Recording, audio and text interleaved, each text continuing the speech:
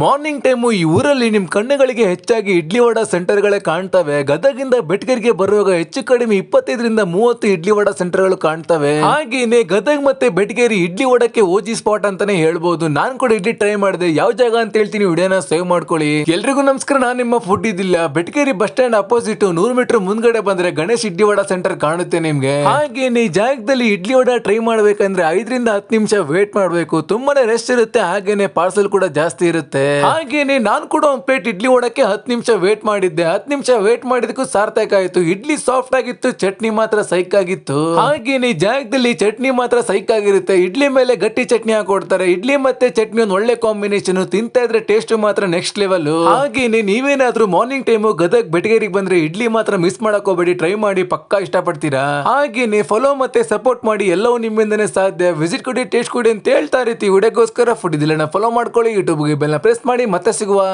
ಬಾಯ್.